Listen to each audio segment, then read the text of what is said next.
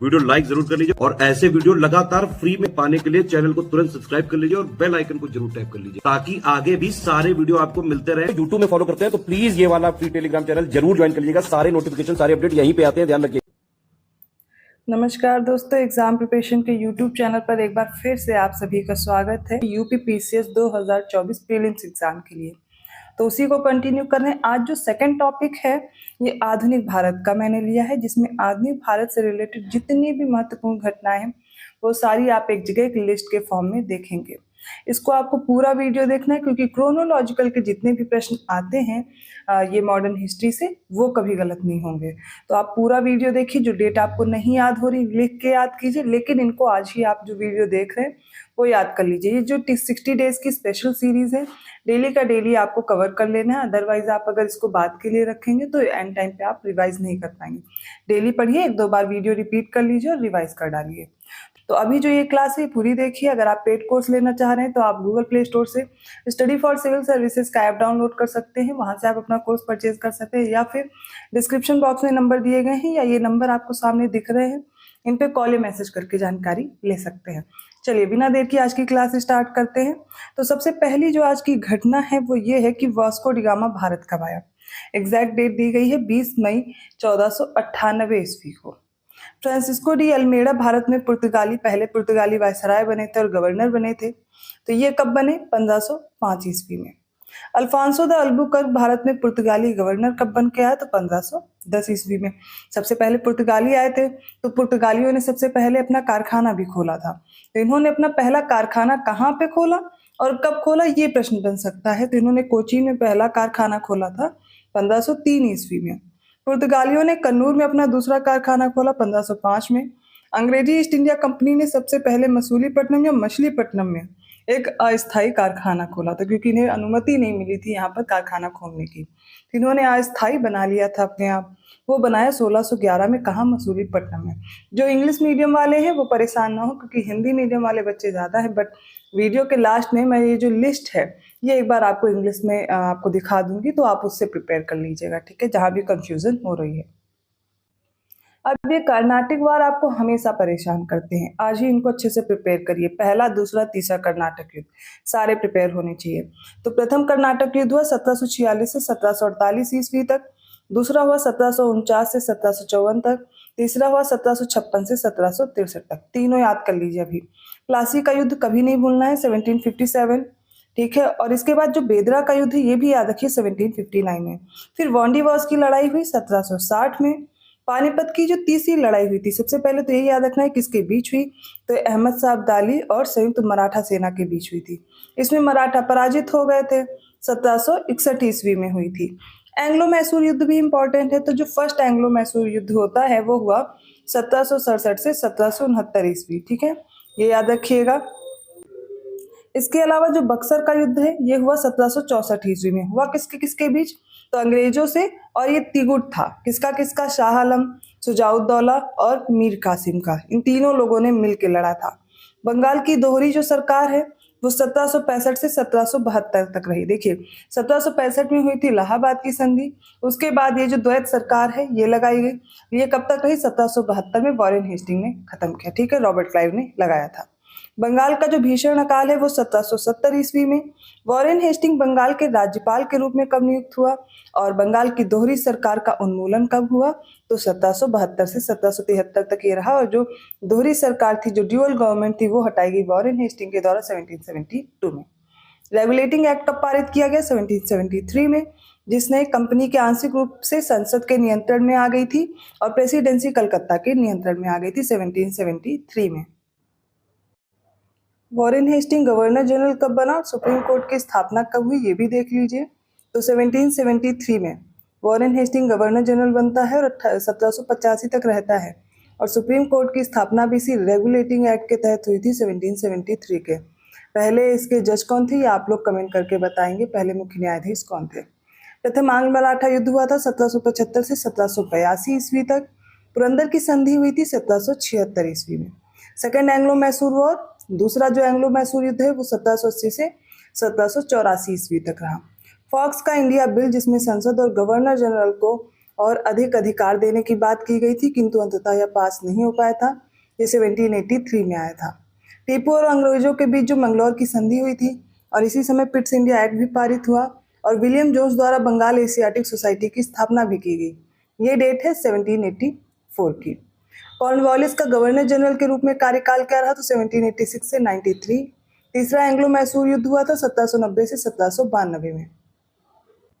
श्रीरंगपट्टनम की संधि जो हुई थी वो टीपू और अंग्रेजों के बीच हुई थी 1792 में। बंगाल के गवर्नर जनरल के रूप में सर जॉन सोर का जो कार्यकाल है वो 1793 टू 1798 तक था। बंगाल की स्थायी जमींदारी जो बंदोबस्त है वो 1793 में लागू हुई। बंगाल के गवर्नर जनरल के रूप में लॉर्ड डलहौजी ने सहायक गठबंधन कब लागू किया तो याद रखना है 1798। सहायक गठबंधन वेलेस्ली के द्वारा 1798 में, स्थायी जमींदारी बंदोबस्त 1793 में। चौथा एंग्लो मैसूर युद्ध अब याद करना है। श्रीरंगपट्टनम का पतन हो गया और यहाँ पर जो टीपू सुल्तान थे उसकी मृत्यु भी हो गई थी 1799 में। फोर्ट विलियम कॉलेज की स्थापना 1800 में हुई। पेशवा और अंग्रेजों के बीच जो बसीन की संधि वो 1802 में हुई। लॉर्ड लेक के द्वारा दिल्ली पर कब्जा हुआ द्वितीय आंग्ल मराठा युद्ध के दौरान 1803 में। द्वितीय आंग्ल मराठा युद्ध कब हुआ तो 1803 से 1805 में। बंगाल के गवर्नर जनरल के रूप में मिंटो का कार्यकाल क्या रहा तो 1807 से 1813। रंजीत सिंह और अंग्रेजों के बीच अमृतसर की संधि हुई थी 1809 में और बंगाल के गवर्नर जनरल के रूप में जो हेस्टिंग का कार्यकाल था वो 1813 से 1823 तक रहा था। नेक्स्ट है आंग्ल नेपाल युद्ध जिसे गोरखा युद्ध बोलते हैं 1814 से 1816 तक और अंग्रेजों द्वारा नेपाल से सिक्किम का विलय किया गया हेस्टिंग के दौरान किया गया था 1817 में। पिंडारी युद्ध खिड़की युद्ध के नाम से भी जानते हैं, इसमें पेशवा की हार हुई थी। और जो तीसरा आंग्ल मराठा युद्ध है वो हुआ किसके बीच तो मराठों के बीच और ईस्ट इंडिया कंपनी के बीच। अगर समय की बात की जाए तो 1817 से 1818 ईस्वी। अंतिम आंग्ल मराठा युद्ध हुआ 1818 से 1819 के बीच। बंगाल के गवर्नर जनरल के रूप में एमहर्स्ट बेंटिक का जो कार्यकाल था वो 1823 से 1828 तक रहा। प्रथम बर्मा युद्ध कब हुआ तो ये हुआ 1824 टू 26। बंगाल के गवर्नर जनरल के रूप में एमहर्स्ट बेंटिक का जो पद है वो 1828 से 1835 तक रहा। सती प्रथा का निषेध किया गया 1829 में। कैप्टन स्लीमैन के द्वारा ठगी का दमन किया गया था 1829 टू 37। दोनों इंपॉर्टेंट है, याद रखिएगा।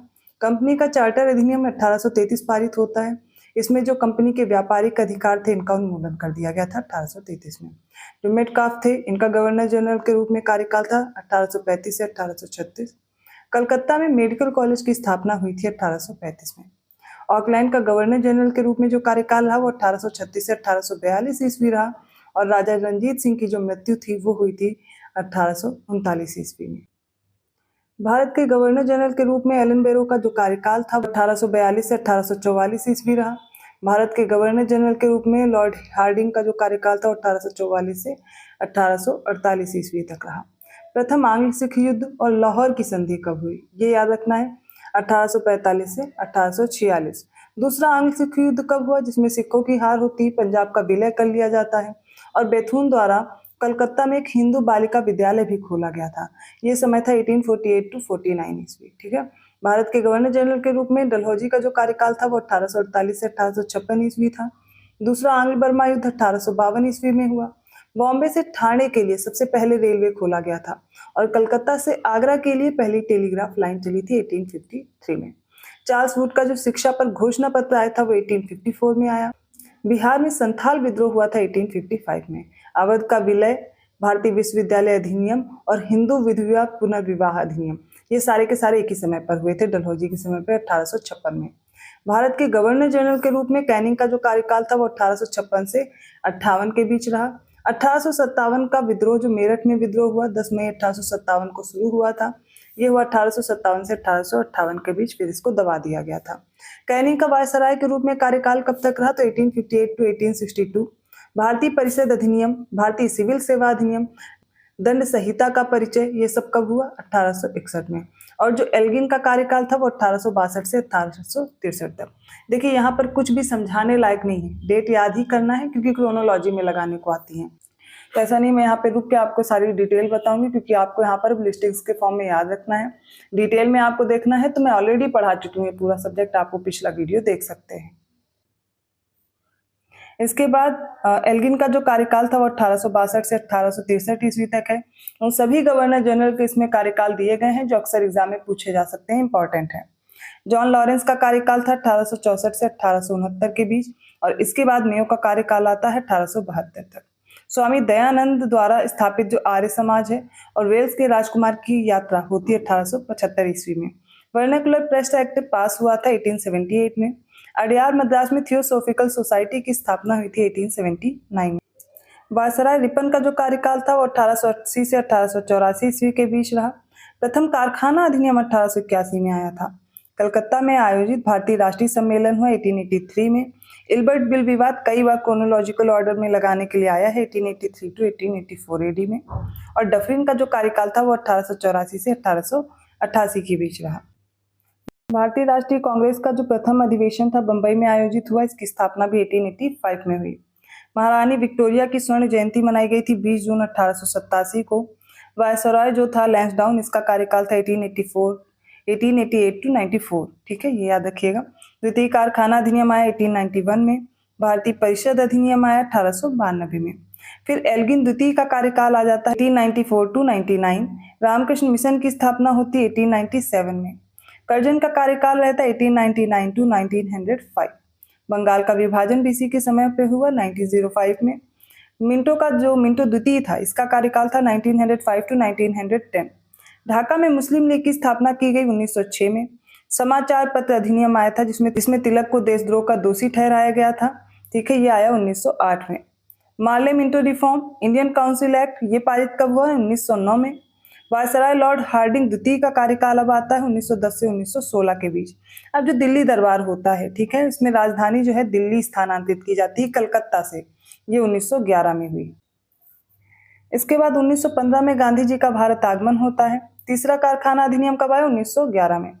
होम रूल लीग ने भारतीय राष्ट्रीय कांग्रेस के लखनऊ समझौते पर अखिल भारतीय मुस्लिम लीग, पूना में महिला विश्वविद्यालय की स्थापना, ये सब हुआ 1916 में। मॉन्टेग्यू चेम्सफोर्ड रिफॉर्म या फिर रॉलेट एक्ट कब पास हुआ? 1919 में। दोनों ही 1919 में पास हुए थे। लॉर्ड चेम्सफोर्ड का जो कार्यकाल था वो 1916 से 1921 के बीच रहा। खिलाफत आंदोलन शुरू हुआ 1919 में। असहयोग आंदोलन 1920 में। मोपला विद्रोह हुआ 1921 में। और जो रीडिंग का कार्यकाल है, ठीक है, अब वायसराय रीडिंग आता है, इसका कार्यकाल 1921 से 1926 के बीच। इसके बाद इरविन आ जाता है 1926 से 1931 के बीच। साइमन कमीशन भारत कब पहुंचा था? तो ये 3 फरवरी 1928 को। इसने अपनी घोषणा कब की? तो 8 नवंबर 1927 को। पुलिस हमले के बाद लाला लाजपत राय की मृत्यु हो जाती है और नेहरू रिपोर्ट भी इसी समय प्रस्तुत की जाती, वो था 1928। भगत सिंह बटुकेश्वर दत्त ने विधानसभा में बम फेंका था 1929 ईस्वी में। गांधी जी का जो दांडी मार्च है और इसी के साथ सविनय अवज्ञा आंदोलन शुरू होता है। तो दांडी मार्च हुआ 24 मार्च 1930 को। सविनय अवज्ञा आंदोलन 12 अप्रैल 1930 से शुरू हो जाता है।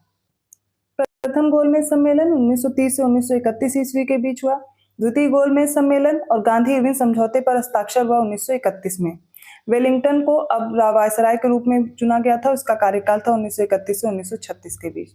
तीसरा गोलमेज सम्मेलन और इसी समय पर पूना समझौते पर हस्ताक्षर हुए थे 1932 में। सविनय अवज्ञा आंदोलन अब स्थगित किया गया 1934 में। भारत सरकार अधिनियम 1935 पारित हुआ था जिसमें ब्रिटिश संसद द्वारा ये पारित किया गया था 1935 में। लिनलिथगो का वायसराय के रूप में कार्यकाल था 1936 से 1944।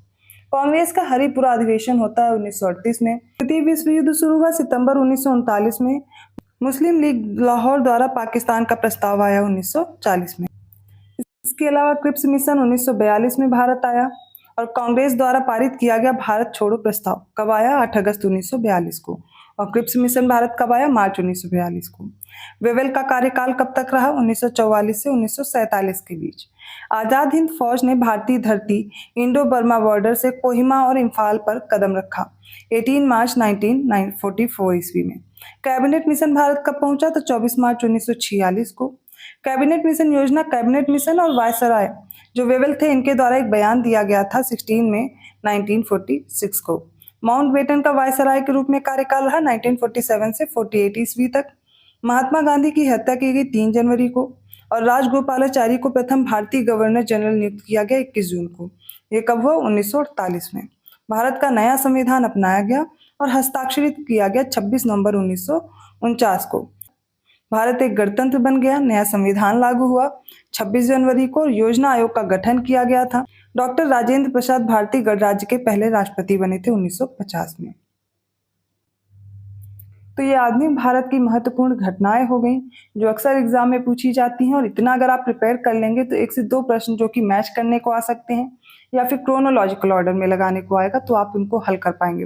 और एक डेट पता भी होना चाहिए, एक आइडिया होना चाहिए कि कौन सा घटनाक्रम कब हुआ, तो आप ऑप्शन एलिमिनेट करके भी आप अपना आंसर निकाल सकते हैं। तो बहुत इंपॉर्टेंट सीरीज है ये, 60 डेज की स्पेशल क्लासेस, इनको जरूर करते रहिए। कुछ बच्चे पहले से जो क्लासेस कर चुके हैं उनके लिए रिवीजन क्लास हो जाएगी, और जो न्यू बच्चे हैं, जो न्यू स्टूडेंट्स हैं, यूपी पीसीएस का एग्जाम देने वाले हैं, उनके लिए भी ये काफ़ी महत्वपूर्ण रहने वाला है। अगर वीडियो अच्छा लगा प्लीज़ लाइक कीजिए, चैनल को सब्सक्राइब कीजिए और लोगों को शेयर करते रहिए। ये सीरीज आपको कैसी लग रही है कमेंट करके ज़रूर बताइएगा। ये कुछ घटनाएं हैं आधुनिक भारत की। आधुनिक भारत के और भी तथ्य अगर आप देखना चाहते हैं तो आप कमेंट करके बताइएगा, मैं और भी जो महत्वपूर्ण घटनाएं हैं उनकी डेट में मेंशन करके आपको लिस्ट के फॉर्म में करवा दूंगी। इसके अलावा आप पेड कोर्स के लिए इंटरेस्टेड हैं, आप ज्वाइन करना चाहते हैं यूपी पीसीएस की टेस्ट सीरीज या फिर अदर कोई कोर्स, तो आपको क्या करना है, गूगल प्ले स्टोर से एससीएस का ऐप डाउनलोड करना है, और जो भी कोर्स परचेस करेंगे ज्ञान सौ कूपन कोड अप्लाई करके आप तुरंत डिस्काउंट भी पा जाएंगे। अभी रात को जो टेस्ट सीरीज चल रही वो तो फॉलो ही कीजिए, साथ में full length mock test start हो गया है जो कि पहला हो चुका है, दूसरा सेट आज या कल में आ जाएगा, वो भी आप सॉल्व कर सकते हैं। तो ये जो होंगे 20 टेस्ट, लगभग 15-20 टेस्ट आपको कराए जाएंगे जो आपके एग्जाम के लिए बहुत इंपॉर्टेंट है, फ्री में अवेलेबल कराए जा रहे हैं। तो ज़्यादा से ज़्यादा शेयर कीजिए और अपना रिव्यू जरूर दीजिएगा। मैं मिलती हूँ ऐसे ही कंटेंट के साथ नेक्स्ट वीडियो में, तब तक के लिए धन्यवाद।